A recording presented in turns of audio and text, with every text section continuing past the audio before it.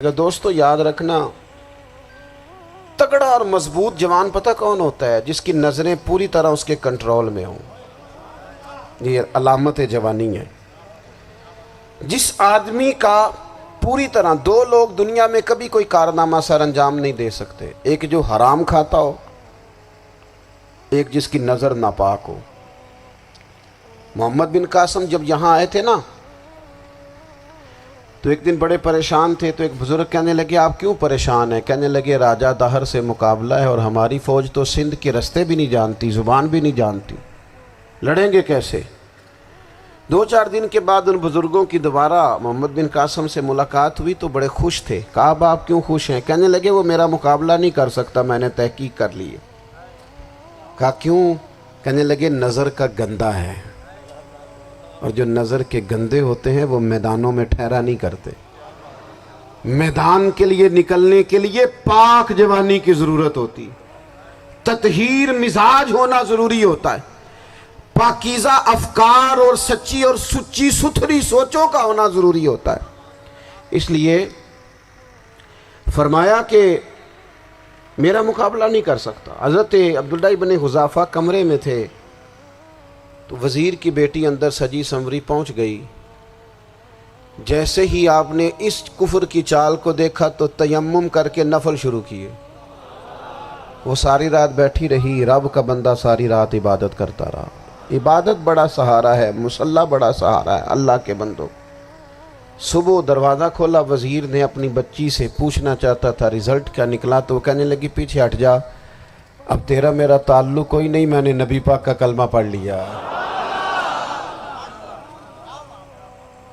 اس نے کہا میں نے بھی زمانہ دیکھا ہے، پر یہ کیا لوگ ہیں، کستوری کے بنے ہوئے، سندل سے دھلے ہوئے، کہ میں ساری رات کمرے میں رہی اور 100 اور 1000 آدمی جس جوان کا مقابلہ نہ کر سکے، اتنا طاقتور جوان کمرے میں رہا اور اس نے نظر اٹھا کے نہ دیکھا۔ او کچا رنگ للاری والا جڑا چڑھدا تے لیندا رہندا ہے، اے عشق تیرے دا رنگ محمد چڑھیا پھر نہیں لیندا۔ میں کہا ایک دفعہ نظر اٹھا کے نہیں دیکھا، کمال ہو گئی۔ اتنے بڑے لوگ، اتنی بڑی سعادت مندی، فیروز بختی، معاملہ فہمی حد ہو گئی۔ اللہ اکبر۔ دوستو بادشاہ جب پوری طرح ہار گیا نا، اس نے کہا مار دو۔ تیل گرم کیا ایک کڑاہی میں، اور جب آپ کو اس میں ڈالنے لگے تو آپ کی آنکھوں میں آنسو آ گئے۔ بادشاہ کا خیال ہوا شاید نرم ہو گئے ہیں، کہنے لگا روئے کیوں؟ فرمانے لگے سوچتا ہوں جان ہی ایک ہے، کتنا مزہ ہے اس کی راہ میں جان دینے کا، کتنی لذت ہے اس کے نام پر مرنے میں، کتنا لطف ہے۔ جے تو چڑھیا اتے دار بھی نہیں، تے جے تو وکیا عشق بازار بھی نہیں، تے ایڈا سستا سودا پیار بھی نہیں، تے ایڈا سستا لبدا یار بھی نہیں۔ کئی جنگل گانے پیندے نہیں، کئی دوزخ لنگنے پیندے نہیں، جے وہ اس ملوں بھی مل جاوے، ایدوں سستا ہور بپار بھی نہیں۔ تے کچھ سمجھ نہ آوے لوکاں نوں وہ کادے نال شہید کرے، ڈٹھی یار دے ہاتھ تلوار بھی نہیں، پر او دا خالی جاندہ وار بھی نہیں۔ کہنے لگے ایک جان ہے نا، تو دل کرتا ہے ہزاروں ہوتی تو ایک ایک کر کے محبوب کے نام پہ قربان کرتا، جب میرے پاس ہے ہی ایک، کروں کیا؟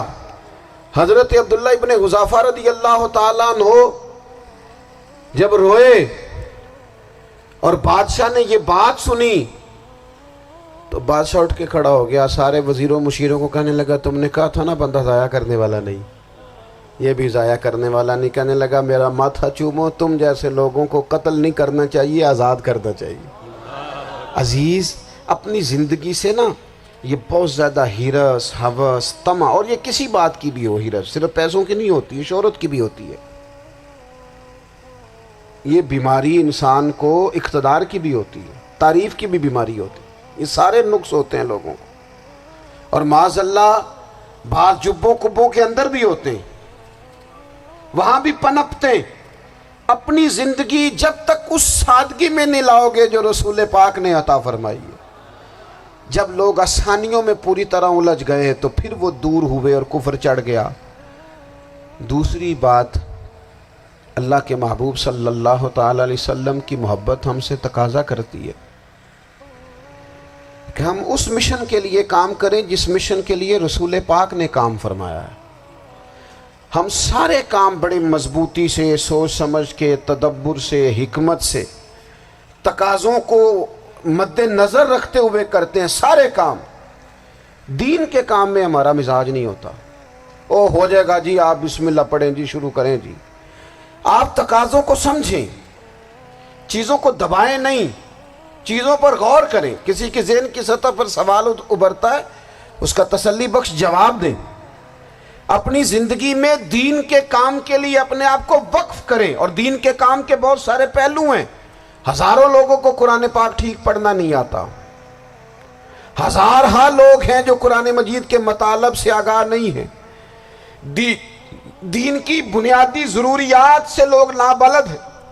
میں آپ کو کس طرح یہ بات سمجھاؤں کہ ہزاروں کی تعداد میں طلاقیں اس لیے ہوتی ہیں کہ مردوں کو طلاق کے مسئلے نہیں آتے، انہیں پتہ نہیں ہے کہ مجھے حقوق زوجین کے معاملے میں کیسے چلنا۔ ڈھیر سارے گھروں میں تباہی اس لیے ہے کہ تربیت اولاد کا دینی منہج ہمیں نہیں پتا۔ اپنا حصہ ملائیں دین کے کام میں۔ ایک آدمی کو اگر تو نمازی کرنے میں کامیاب ہو گیا، تیری زندگی بدل گئی۔ وہ دین بیزار لوگ جو ہمارے بیچ بیٹھ کے ہماری نوجوان نسل کو پگڑی اور داڑھی کا نام لے کے بنیادی طور پر دین سے دور کرتے، ایسے نوجوانوں کو دین کا پیغام محبت دے کر دین کے قریب کرنا ہماری ڈیوٹیوں کا حصہ ہے۔ ہمیں ذمہ داری کا احساس کرنا پڑے گا، ہمیں یہ خاص قدم اٹھانا پڑے گا، توجہ دینی پڑے گی۔ مساجد، مدارس، میں آپ سے عرض کروں، اتنی ڈٹ کے مخالفت ہوتی ہے نا مدرسوں کی، اتنی ڈٹ کے۔ میں ادارہ چلاتا ہوں، اس کے چلانے میں جو مشکلات ہیں وہ تو ہم بتا نہیں سکتے آپ کو، اس لیے کہ میری قوم، میرا اس قوم سے تعلق ہے جو نعت خواں امیر کرنا چاہتی ہے، مدرسے نہیں۔ ہاں، نقیب خطیب پیدا کرنا چاہتی ہے، شعر و شاعری کی زندگی کو پروان چڑھانا چاہتی ہے۔ فقط ہمارا ان لوگوں سے تعلق ہے جو لاکھوں کروڑوں روپیہ محافل پہ لگائیں گے، اور قاری صاحب بیچارے اگر مسجد کا کوئی ہونے والا کام کسی وقت بتا دیں گے تو وہ بڑی مشکل آ جائے گی ان کے لیے۔ یہ کیسے ہو سکتا ہے، آپ نے یہ ڈیوٹی بتا دی۔ مدارس، اور جتنا اہم رول دین کو پھیلانے میں مدارس اسلامیہ کا ہے، اتنی زبردست، لوگوں کا خیال ہوتا ہے میری طرح کے لوگ شاید کام کرتے ہیں، ڈیوٹی کرتے ہیں۔ یہ 10-15 لوگ آپ کو نظر آتے ہیں جو آپ کو کہیں میڈیا پر یا ادھر ادھر ڈیوٹی کرتے، مخلص لوگ اپنی جگہ پہ، وہ بھی بڑا ہی کام کر رہے ہیں، جو میڈیا پہ آ کے بھی اخلاص سے اور درد دل سے کو دین کی، ان کی بھی کسی بات کی حوصلہ شکنی نہیں۔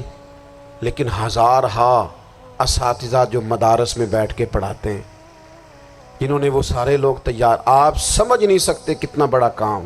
حفظ کا استاد جو ہوتا ہے نا، اس کی ڈیوٹی 24 گھنٹے ہوتی ہے، فجر سے پہلے، اور اس نے بچوں کو اٹھانا۔ تنخواہ تو ہم انہیں دینا نہیں نہ چاہتے جی، تنخواہ نہیں دے دی انہوں نے، ہمیں مولوی امیر نہ ہو جانا۔